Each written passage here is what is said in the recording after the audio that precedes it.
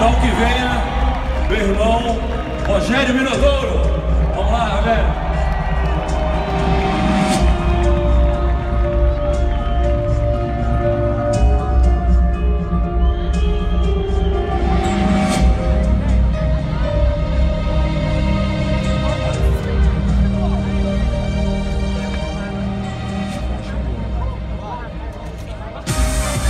Esse bem vai dar ali Rogério Minotouro.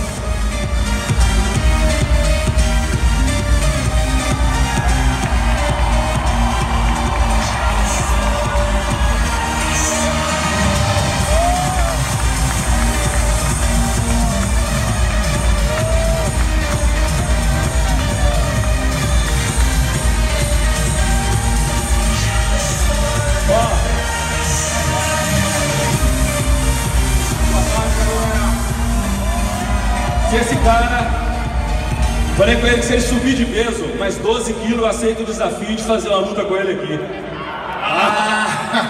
Brincadeira, gente, esse cara é um guerreiro. Vou deixar você com a turma aí. Obrigado pelo beijo grande, meu irmão. Obrigado.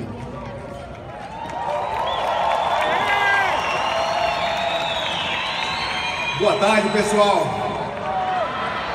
É um prazer imenso estar aqui com vocês hoje. Para quem não sabe, no dia 11 do mês que vem, 11 de maio, vou estar lutando aqui nessa arena. É uma emoção muito grande. Então quem é do Rio, por favor, vem aqui me prestigiar. Já estou aqui fazendo meu treinamento, minha mentalização, para poder no dia 11 estar aqui fazendo uma grande apresentação para vocês. Então, eu queria falar justamente sobre isso, Eu tenho um irmão gêmeo, Minotauro, Minotouro, eu sou Minotouro, A gente começou a treinar no interior da Bahia, com 5 anos de idade, como o Lázaro falou. Acho que a academia que moldou a nossa personalidade, essa vontade, essa gana. Nós fomos criados dentro da academia, minha mãe era dona de uma academia, e quando você vê dois irmãos de sucesso, um certo sucesso no esporte, você pensa muito sobre o talento, o DNA, E todo mundo falava muito no início da minha carreira, o DNA de campeão, os dois irmãos, e eu não acredito tão profundamente nisso. Eu acredito sim que um lutador um jogador de basquete, ele tem que ter uma altura, ele tem que ter um físico, cuidado físico, mas eu acho que o treinamento, gente, é a principal característica de um lutador, de um bom atleta. Então a gente tem que investir muito em treinamento, e isso serve para qualquer profissão. Tem um escritor que chama Malcolm Gladwell, que ele criou uma teoria das 10 mil horas. Então você precisa de 10 mil horas de treinamento se você quiser ficar bom em alguma coisa. Eu fiz os cálculos, Eu fiquei pensando, para me chegar em 10 mil horas. E eu conheci, com 15 anos de idade, um treinador lá na Bahia, chamava Luiz Dória. Esse cara era um grande campeão do Conselho Mundial de Boxe. Ele era um campeão e eu era fã desse cara. E eu me mudei para Salvador com 15 anos de idade, e na porta da minha casa tinha uma academia triatlo, e eu desci aquela escada e encontrei o campeão na minha frente. Eu falei, pô, o sonho agora é possível, Já queria ser um lutador. E esse cara falou, cara, você tem que dedicar o máximo de horas possível. Enquanto uma criança comum, ele treina 2, 3 horas por semana, você vai treinar 2, 3 horas por dia. Me botou isso na cabeça. E foi nesse momento, que eu comecei a tomar as maiores decisões da minha vida, eu tenho certeza, por causa da influência desse grande mentor que eu tive. E eu queria passar um vídeo para vocês. The entire song. Really? Not one. How old were you? 11, 10, 11. You're playing against other 10, 11-year-olds? Or you didn't score once. Were you in the game? I was in the game. How did you not score? Because I was terrible. Really? Yeah. I remember crying about it, being upset about it. My father just gave me a hug and said, listen, whether you score 0 or score 6, I'm going to love you no matter what. Wow. Now that is the most important thing that you can say to a child. Because from there, I was like, okay, that gives me all the confidence in the world to fail. I have the security. But the hell with that, I'm scoring 60. Let's go. Right. From there, I just went to work. I stayed with it. I kept practicing. When I came back the next summer, I was a little bit better.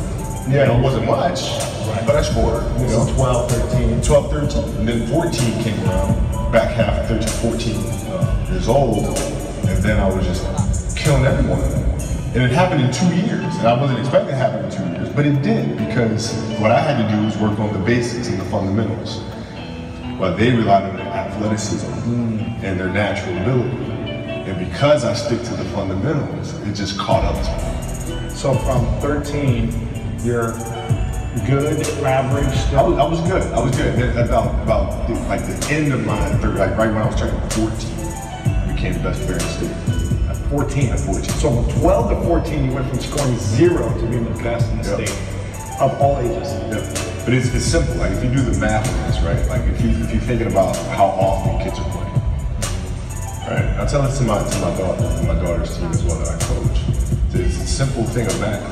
If you want to be a great player, if you play every single day, 2-3 hours, every single day, over the course of a year, how much better do you get? Most kids will play maybe an hour and a half, 2 days a week.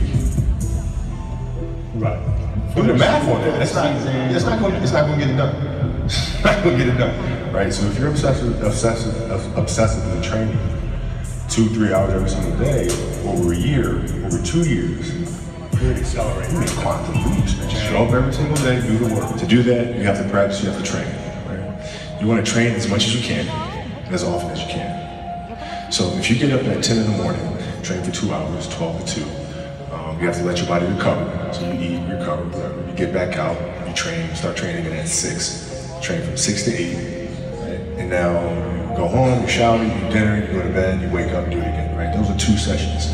Right? Now imagine you wake up at 3, you train at 4 to 6, come home, breakfast, relax, now you're back at it again, 9 to 11, right? Relax, and now you're back at it again, 2 to 4, and now you're back at it again, 7 to 9. Look how much more training I have done by simply starting at 4, right? And so now you do that, and as the years go on, the separation that you have with your competitors and your peers just grows larger and larger and larger and larger and larger. By year 5 or 6, it doesn't matter what kind of work they do in the summer, they're never going to catch up because you're 5 years behind. Right? So it makes sense to get up and start your day early because you can get more work in. Is that genetic? Or is that something you ingrained and trained yourself? No, it was Who just, taught you that? for me, it was just common sense. Like I can, if I start earlier, I can train more hours. And I know the other guys aren't doing it because I know what their training schedule is. Right? So I know if I do this consistently over time, the gap's just going to widen and widen and widen and widen and widen, and they won't be able to get that back. So to me, it was just common sense. I'm like thinking, how can I get an advantage? Oh, start earlier. Yeah, let's do that. When did you start doing that? High school, when we started, my first class in high school was at 7:45. I used to get to the gym around 5 a.m. and I'd play before school. You know, the idea is a very simple one. And, you know, the Mamba mentality simply means trying to be the best version of yourself. That's what the mentality means. It means every day you're trying to become better. And it's a constant quest, it's an infinite quest. So starting at the age of 2, when I first started playing the game, on and on and on, I always ask questions. I always try to get better every single day, learn more.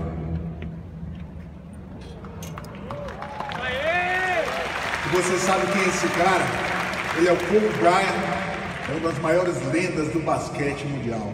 Né? Ele e Michael Jordan, para mim, são os 2 maiores jogadores de todos os tempos. E foi conhecendo essa metodologia, né, que eu comecei a entender que eu tinha que dedicar mais horas. Então, esse momento eu tomei uma decisão na minha vida. Eu já estudava, mas eu tinha que estudar. Eu já estudava, trabalhava, eu tinha que dedicar menos tempo, né, no trabalho, nos estudos e correr atrás do meu treino. Então, comecei a vir para o Rio de Janeiro, comecei as primeiras viagens aqui no Rio de Janeiro, consegui ser campeão brasileiro de jiu-jitsu, comecei a trilhar na carreira e eu sabia que eu queria ir para o UFC. Eu me lembro que quando eu era garoto, 16 anos de idade, eu vi uma luta do Royce Gracie. Talvez lá para os 17, e o Royce Gracie levantou um cheque de $10 mil. E eu falei, nossa, isso aí é uma profissão, né? Tem uma possibilidade. E eu cheguei em casa com a orelha toda estourada, e meu pai falou, meu filho, como é que você vai ter uma entrevista de emprego com essa orelha desse jeito? Eu falei, não pai, eu já sou lutador, eu sou um campeão de jiu-jitsu, você tem que acreditar. E poucos anos depois eu cheguei no Japão. Eu me lembro que no Japão os brasileiros não eram conhecidos. A gente começou a trilhar uma carreira no Japão, eu e meu irmão, em 2002. Eu lembro que a Globo foi para a Copa do Mundo no Japão e lá começaram a falar Minotauro, Minotouros, Irmão Nogueira. E a gente conseguiu a primeira matéria do Fantástico. A gente, muito novo, conseguimos a primeira matéria do Fantástico. E eu me lembro que a Globo não queria levar, né, a matéria para a televisão e a gente teve que pagar toda a estrutura de filmagem para eles chegarem lá no Japão. E foi aí que a gente começou a criar nosso caminho. Então foram nossas decisões. E eu coloco muito bem claro, as decisões podem mudar a sua vida. Você como um atleta...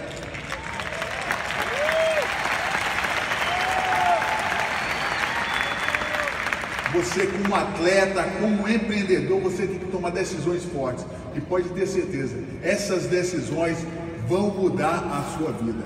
Pode ter certeza disso.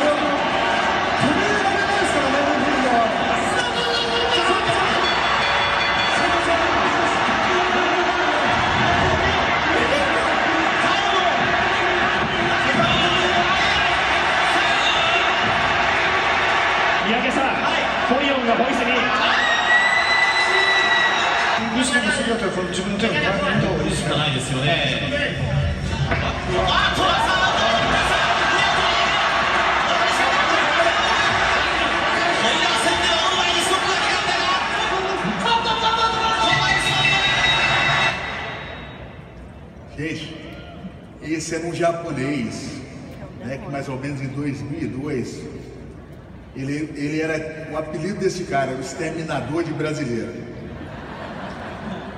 Esse japonês era folgado, o nome dele é Kazushi Sakuraba. Ele estava num evento no Japão, chamava Pride, né? E nesse momento, em 2001, eu tive um problema no meu braço, eu tive uma fratura no meu braço. Passei por 5 cirurgias. Para mim foi um dos momentos mais difíceis da minha vida. Nesse momento, eu fui em vários médicos, né? Depois da 4ª cirurgia, eu tinha tido um erro médico na 3ª cirurgia, né? Foi um cara que era presidente do conselho de ortopedia. O cara falou, ó, para você já era, começa a dar aula, você não consegue mais lutar em alta performance. O seu cotovelo é de uma pessoa de 60 anos, de tanta artrose que tinha no cotovelo, que a cirurgia foi feita errada. Mas agora eu tô novo, então é uma boa notícia. E nesse momento, quando eu fiz a última cirurgia, eu já estava realmente desistindo de treinar. Fazia 3 horas de fisioterapia por dia. O telefone tocou, uma luta para mim no final do ano, um evento no final do ano, eles passavam a noite de Réveillon e a luta terminava à meia-noite, a luta principal. E meu sonho era fazer a luta principal. Nessa época eu ainda não fazia, eu fazia ali a 3ª, 2ª luta, talvez a 5ª luta. E a proposta para ganhar 3 vezes mais do que eu ganhava para lutar com esse cara. Era o quebrador de braço e eu com o braço quebrado, né? E esse foi o momento mais difícil da minha carreira. Você pode ter certeza. Liguei para meu pai, liguei para minha mãe. Eu queria muito lutar, mas eu não tinha condições fisicamente. A luta faltava 25 dias, não dava para treinar. Não dava para perder o peso, eu tinha que ter 93 quilos, estava com 108 quilos, só a perda de peso era muito forte, né? E foi essa decisão que eu tomei e eu consegui fazer essa luta. Eu vou mostrar um pouquinho dessa luta para vocês agora, mas foi uma das maiores decisões da minha vida. Nesse momento, esse cara é um campeão do Japão, eu fiz a luta principal da noite no Tokyo-Dome, né? Não ganhei por nocaute, mas foi uma luta absoluta. Foi aí que começou a minha carreira no Japão, no final de 2002. Sakuraba! Yeah, no trouble. You're right. Now look at Sakuraba come back! I tell you, Sakuraba's not going to be sleeping with his face on the pillow tonight. Left hand, but he flipped all of the biggest kicks to the head. That was a flip.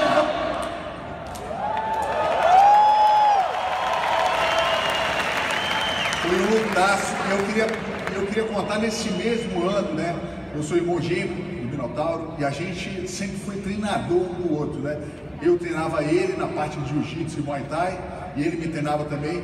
E nesse ano, né, eu tive essa cirurgia no braço e o Rodrigo, ele estava com um problema, numa hérnia muito forte na lombar, ele não conseguia andar. Nesse momento também, ele estava pensando em desistir, ele tinha um cinturão, ele tinha que colocar esse cinturão no jogo. E tinham dois eventos, eram os principais eventos do Japão, era o K1 e o Pride. Era um evento de uma TV como se fosse Globo e Record, cada um tinha o seu evento.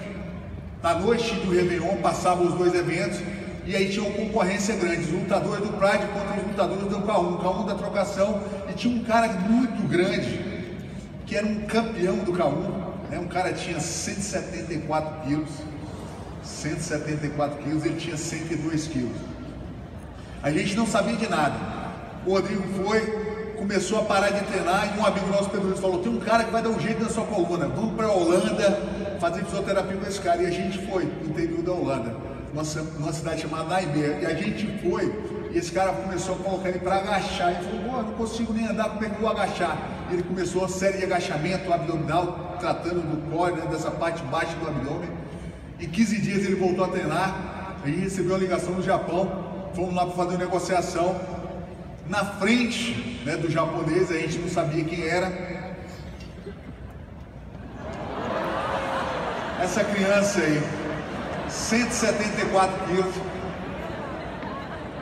E eu olhei para o Rodrigo e a gente começou a assistir as lutas do cara. Tinha luta de 9 segundos, 15 segundos, 12 segundos. Acho que a luta maior tinha 1 minuto. O cara batia, começava a luta, tocou o sino, o cara batia, o cara caía. Eu olhei pro Rodrigo e falei: pede dinheiro alto, ou ele não aceita, você vai sair com uma grana. Mas assim, foi o que a gente sentiu na hora, né? Não tinha como negar, ninguém queria mais lutar com esse cara.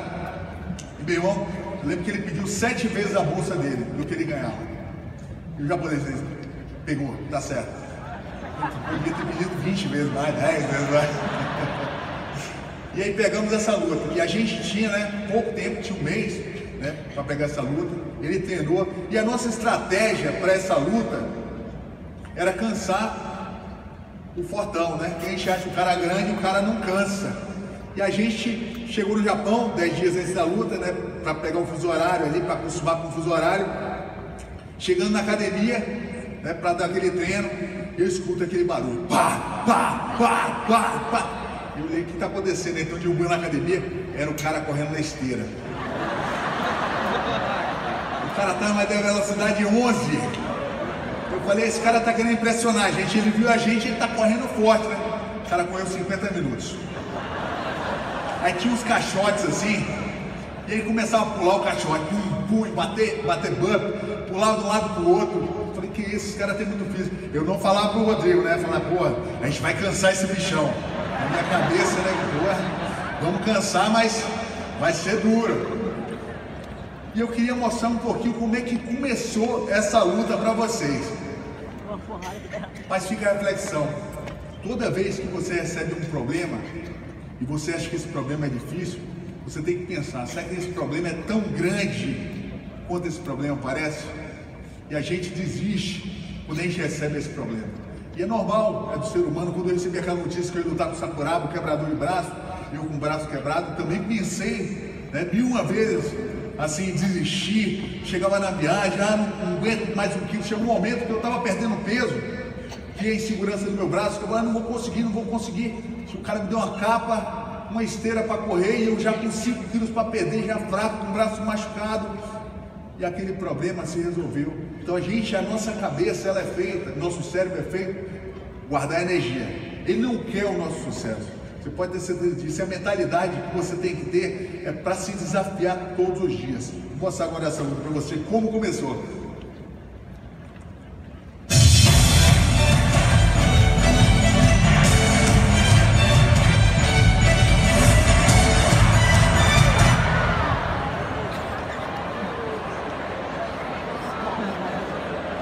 A nossa estratégia era botar o cara para baixo logo no começo.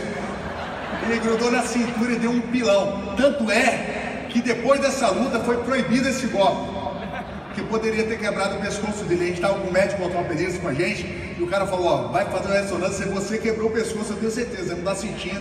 A gente saiu de lá, fomos fazer a ressonância e depois fomos pra festa, né? Porque não tinha como não comemorar uma luta dessa. Então, gente,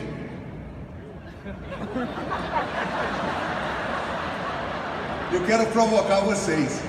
Nesse momento, você de ponta cabeça olhando para baixo, você teria desistido?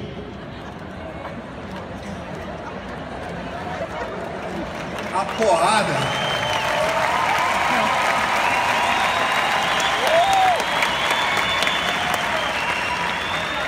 A porrada foi tão forte quando o cara pinou ele no chão que o juiz, era um japonesinho, pulou. O impacto do chão levantou o juiz do chão. E ele desmaiou. Ele desmaiou e ele sonhou que ele estava no sofá de casa. Alguém abanando na cabeça dele, quando viu era soco do cara de novo na cabeça dele. Então, gente, é isso. Como você passa por uma crise, por um momento de dificuldade financeira, tudo isso você vai querer desistir. E todo momento você vai estar passando por uma prova. E se você passar por aquilo ali, pode ter certeza, o mar vai ser muito mais calmo. Você vai ter que passar pelas primeiras ondas. Então,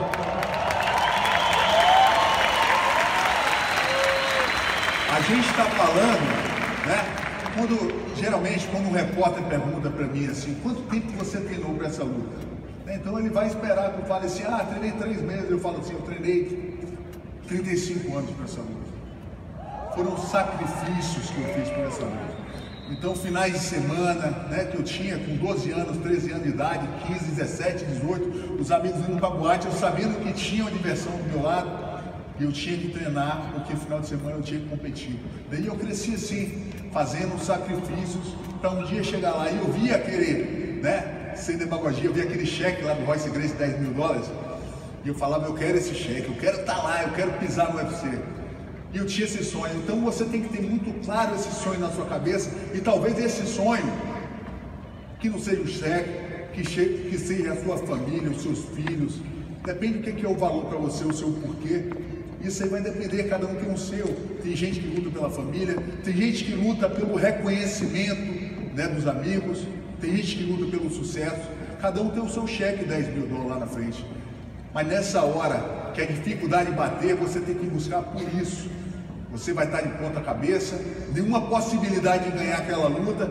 E aí chega um momento que o treinador falava assim para ele, eu me lembro, falava assim, meu irmão, faz alguma coisa, se vira. Ele olhava para o treinador, o que eu faço? O que eu faço? Cara, se vira, desse jeito. E ele tinha muito certo o propósito que ele queria. Ele queria se aposentar, trazer o esporte para o Brasil e fazer o esporte ser tão conhecido quanto era no Brasil, quanto é hoje aqui. Hoje em dia a gente está no UFC aqui no Brasil, vou fazer uma luta agora no mês que vem aqui nessa arena. Hoje em dia o UFC, o MMA é o segundo esporte, né, de maior audiência no Brasil. Então o sonho virou realidade graças a lutas como essa. Essa luta tem mais de 5 milhões de views no YouTube, cada vídeo dessa luta. Então eu queria mostrar como terminou essa luta para vocês. Quem já assistiu aqui, levanta o braço, só para me ter curiosidade. Boa!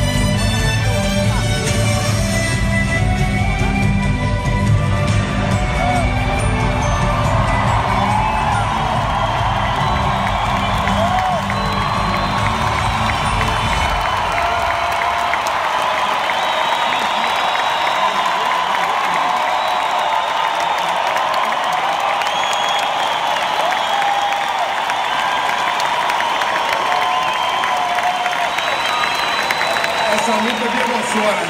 Toda vez que eu vejo essa luta assim, Eu me lembro quando tudo começou, né, quando o esporte começou a ser divulgado aqui no Brasil. Eu tenho certeza que essa luta foi um marco, não só por MMA do Brasil, por UFC chegar no Brasil, como para o esporte mundial. E eu me lembro, cara, que pouco antes da gente chegar nessa luta, a gente foi treinar em Miami, e tinha um treinador, né, um cubano, o cara era muito rigoroso, ele gostava que chegasse cedo no treino. E eu não vou te mentir, eu não gostava de chegar cedo no treino. Meu horário de treinar sempre 9, 8 horas da manhã, e ele falava assim, ó, tem que estar aqui às 5h30 da manhã. O sol nascendo, você tem que fazer um treino. E a gente marcou um treino na praia. E eu falei, pô, esse cara quer me levar pra praia às 5h30 da manhã, todo dia, ele tá começando a ficar abusado, o treinador. E ele queria me tirar da zona de conforto. Ele sabia que ele tinha que me desafiar todo dia. Não tinha tanta coisa para fazer, era muito mais manopla, correção. E ele me colocava para treinar e eu já era bom de boxe. Eu comecei a treinar boxe com 14 anos de idade, era considerado bom de boxe, treinava junto com a seleção brasileira. E ele começou a fazer movimento como se fosse um iniciante praticamente. E eu me lembro que ele levou na praia e eu falei, pô, todo dia a gente tem que ir na praia. Ele falou, vou contar uma história para você. O lutador, ele encontrou um guru, um campeão. Nesse momento, esse cara pediu para ele ir para a praia também. E chegou lá e ele botou o cara para entrar dentro da água. O cara falou, bom, como é que eu vou entrar dentro da água? Para quê? Eu quero ser um lutador. O cara falou, se você quer ser bem sucedido, entra dentro da água. E o cara foi entrando, e ele, pode entrar mais. E ele pegou a cabeça do cara e abaixou debaixo d'água. E o cara foi tomando aquele susto, tomou um caldo e levantou, ele abaixou a cabeça do cara debaixo d'água. Ele falou, porra, isso aqui é treino de apneia? E o cara falou assim, não.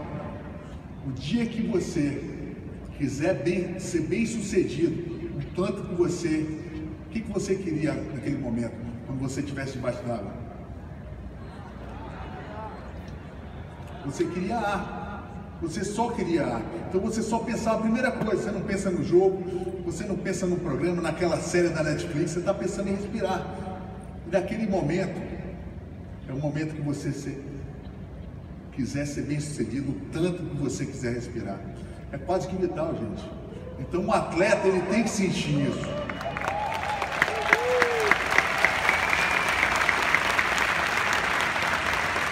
Ele tem que querer ser bem sucedido, ele tem que querer a vitória. Como o Lázaro falou, o importante é competir.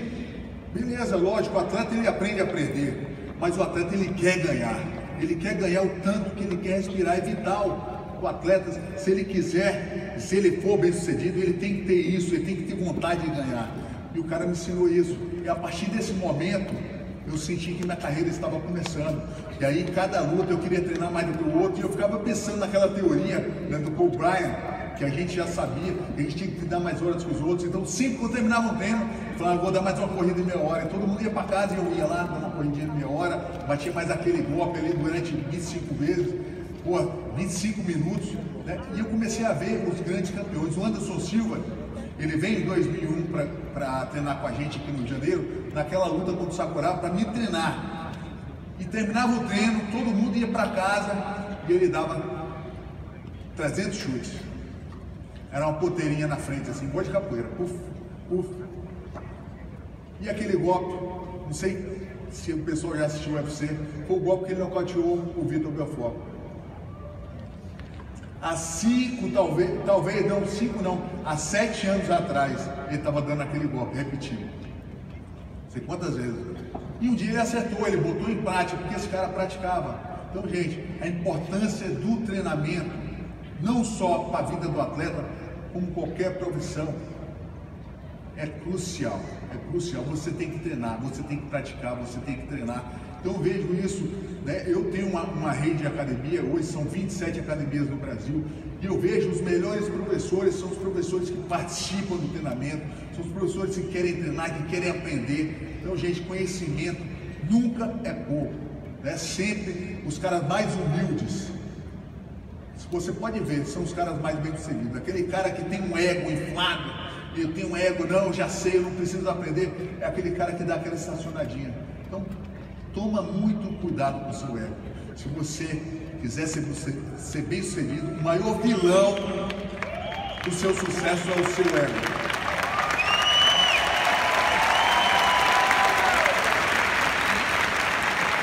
Eu separei para vocês, né, uma série de mentalidades de um atleta.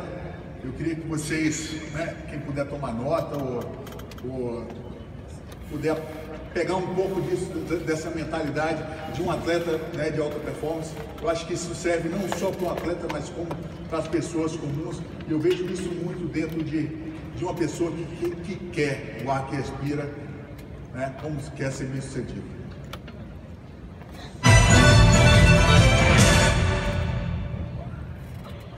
E a primeira coisa é clareza, né? Você tem que ter clareza no que você quer. Né? Muitas vezes, né, você tem muita vontade, aquele combustível de agir, mas você tem que ter clareza do caminho, do que você quer, quanto você quer ganhar, o que você quer fazer, a posição que você quer estar dentro da empresa. Então, para mim, um atleta ele tem que saber: eu quero ser campeão estadual, eu quero ser campeão brasileiro, eu quero ir para o título internacional latino-americano, para depois chegar no UFC, no Mundial, eu quero partir com uma carreira madura de boxe olímpico. Então a gente vai construir na carreira, mas com clareza. Não adianta eu querer ir para o UFC sem passar pelo jiu-jitsu, sem criar minha base. Então essa clareza é muito importante. Você tem que lidar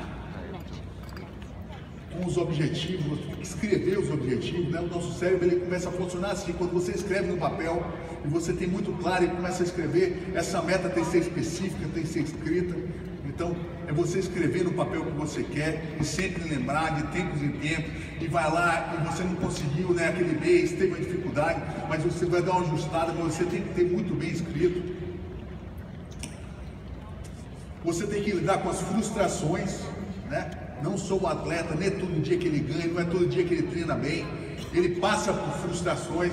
E eu tinha um treinador que ele falava: frustrou, desfrustrou. Frustrou, desfrustrou. Que eu caía, eu não queria cair no treino, pô, tomei a queda, meu Deus, eu tô caindo. E ele falava assim: é só 2 trabalhos, frustrou, desfrustrou. Porque senão você não se levanta, você não consegue, você fica frustrado, e aquele dia você acaba com o seu dia, você treina mal, você começa a ter essa mentalidade: pô, eu tô perdendo, não tô treinando bem. Então, gente, quem trabalha com vendas, lidar com frustração, é o tempo todo, né? São 100 contatos que você vai fechar 2 vendas, 10 vendas talvez. Eu não sei qual é o número de vendas que vocês costumam fechar, mas cada um tem um argumento diferente, tem um número diferente, mas você tem que ter muitos contatos e é muita frustração. Se você se ligar muito nesses nãos, você começa a ter frustrações. Socializar com pessoas otimistas, né? Eu acho que para mim é um dos principais. Tem muito matador de sonho por aí. Você pode ter certeza, às vezes o matador de sonho está dentro da sua casa. O matador de sonho pode ser seu irmão, pode ser sua mãe, às vezes: não vai, que está difícil, a crise, não tem jeito. Você não vai cortar essas pessoas da sua vida, né? Mas você vai precisar saber que existe, né? Então você vai ter que começar a se socializar mais. E tem um ditado que fala, né? Você é a média das 5 pessoas que você anda. Então você tem que procurar andar com pessoas otimistas, pessoas que vão te agregar, trazer conhecimento, tá naquela mesma sintonia que você, principalmente se você trabalha com vendas, né? Seja persistente, né? Então tudo vai depender se você é um cara que não desiste. Eu me lembro quando eu tinha 18 anos de idade, eu me lembro que meu pai estava construindo uma casa lá em Porto Seguro. Ele com minha família, eu ia passar o Réveillon em Porto Seguro. Imagina, uma criança de 18, um garoto, né, 18 anos de idade em Porto Seguro. O que o cara queria fazer? Curtir, né? Pra festa. Quem já foi em Porto Seguro aqui? Arraial da Ajuda, né? Aquela passarela do álcool. E eu passava ali naquela passarela, correndo todo dia, né? Eu dava a minha corrida também no final da tarde ali, e eu via os amigos todos bebendo, né? Falava: pô, esses caras são malucos, esses caras estão correndo 6 horas da tarde. E eu estava persistindo. Eu nunca ia imaginar que eu ia ser um lutador profissional. Meu pai, eu fiz faculdade de Direito, eu parei, faltando 3 períodos, mas a minha meta era me formar, mas eu tinha uma coisa na minha cabeça: eu queria chegar no UFC. Era um sonho que eu tinha na minha cabeça. Eu consegui depois de muitos anos, mas a persistência que você tem que ter Isso é que vai levar onde você quer chegar, gente. A persistência é o principal de qualquer profissão. Eu falo do atleta, eu falo do vendedor, do comerciante. Muita crise vai acontecer, muita coisa no meio do caminho. Se você não persistir, você não vai conseguir. Dá o máximo de si, você tem que dar o máximo de si. Você tem que fazer mais do que os outros, né? Muita gente faz o normal. Você quer ser um cara na média, nota 6? Você quer ser um cara nota 10, nota 11? Você tem que dar o máximo de si. Confiar em si mesmo através do treinamento. Então você tem que confiar no treinamento que você faz, confiar nos seus líderes, confiar nas pessoas que estão com você. Você tem que saber que esse treinamento que você está fazendo vai te levar para um lugar diferente. Então tem um ditado que fala, né? Tem um amigo meu, Paulo Vieira, ele fala assim, ó: tudo que eu sei me trouxe até aqui, mas o que eu ainda não sei vai me levar para um lugar diferente. Então confia no treinamento. Confia no treinamento, você tem coisa para aprender. Atingir as metas do treinamento, você tem que botar metas dentro do treinamento, né? Todo treinamento você tem que botar meta e ali durante aquele percurso você está aprendendo, você vai fazendo as metas e assim a gente fazia, né? Eu me lembro, cada treino eu tinha que dar a quantidade de soco, eu tinha que bater, eu tinha que não cansar, tinha dia que eu saía frustrado realmente, mas eu colocava a meta, em cada treinamento eu colocava uma meta, fazia uma visualização antes, subia no octógono, fazia a meta dentro do treinamento e ali eu ia para competição. Eu sabia que eu tinha aquele período para treinar e eu chegava naquele final. Imagina, gente, você entrar numa jaula, né, contra outro cara, os melhores do mundo, a adrenalina é forte, mas o treinamento que vai te dar a confiança. Não tem jeito, é o treinamento. A vontade de se preparar. Você não pode ter a vontade de querer sua medalha, gente. Você tem que ter a vontade de se preparar para poder continuar essa jornada. A jornada é o principal. A vontade de se preparar é o segredo. Use a palavra sempre, eu posso. Você tem que entrar no desafio, todo dia pela manhã, eu posso, eu vou fazer, e isso vai te levar num lugar diferente, né? Hoje no nosso trabalho, né, o nosso cérebro ele pensa muito assim, as coisas negativas sempre estão na frente, né? Não tem jeito, o nosso cérebro ele quer sobreviver, ele quer a sobrevivência, então ele pensa no negativo, ele pensa no medo, então são duas buscas, aumentar o prazer, diminuir a dor, e você sempre quer diminuir a dor, então o negativo ele é mais forte, gente, então você tem que entrar com essa palavra, todo projeto, todo desafio, eu posso, eu vou fazer, eu vou conseguir, acredite no seu sucesso, e eu acredito no sucesso de vocês.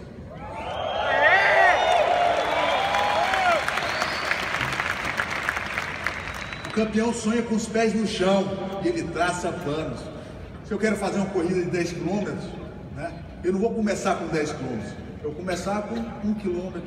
Na semana que vem eu boto 1,2 km, depois 1,5 km, depois 2 km, depois 3 km. Eu não vou começar sonhando alto porque a chance de desistir é muito maior. Então, campeão, eu quero passar para vocês essa mentalidade, cabeça de campeão. Você tem que começar a traçar planos com metas atingíveis. Não acredita no seu pensamento, mas você tem que galgar os passos, né? E o campeão, ele acredita no pensamento dele. É muito importante. E ele aceita correr risco. Isso é importante, gente. O risco faz parte da vida. Quando você não tem risco, não tem adrenalina, tudo tem que ter um risco, né? Não sei se vocês já estudaram o estado de flow. O estado de flow é competência embaixo, em cima é competência e embaixo é o risco. Você tem que ter o risco. Quanto menos de risco, você vai folgado, você não vai naquela vontade. Então o risco, ele faz parte. Quanto mais risco, mais empenho você vai colocar nesse negócio. E o campeão enfrenta o desconhecido. E por último, gente, penúltimo, o campeão aceita pagar o preço. Vocês estão dispostos a pagar o preço?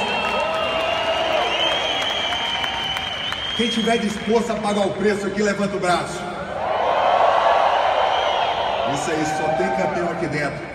Uma frase agora, que eu peguei ontem, que eu peguei ontem, eu já uso essa frase, mas eu peguei no Instagram, daqui ontem, do Lázaro, e eu adoro essa frase, eu adoro porque ela tem tudo a ver com pagar o preço, e é o que vocês vão fazer a partir de hoje. E eu queria um pacto com vocês. Vocês vão tomar decisões para mudar a vida de vocês?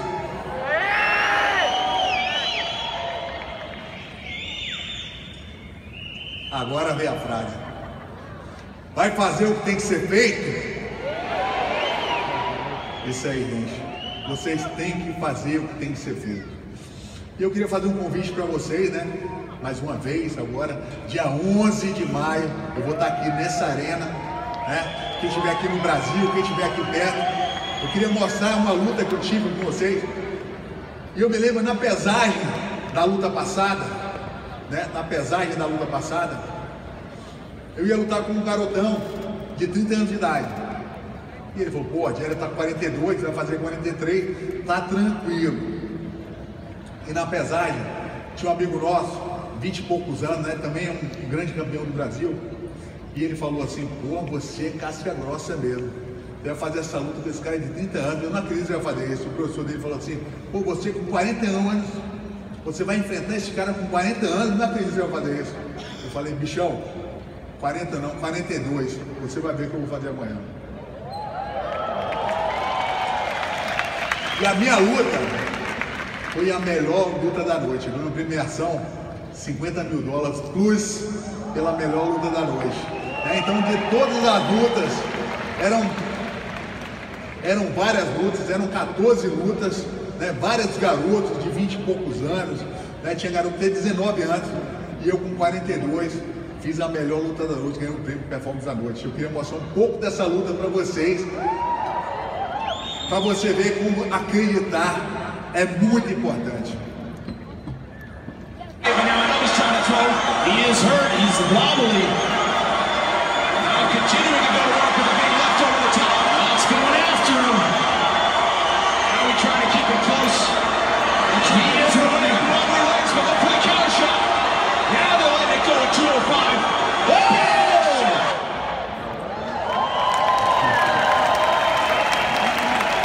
E acabou aí. Gente, muito obrigado por estar aqui com vocês. Muito emocionado estar aqui com vocês. Falar com pessoas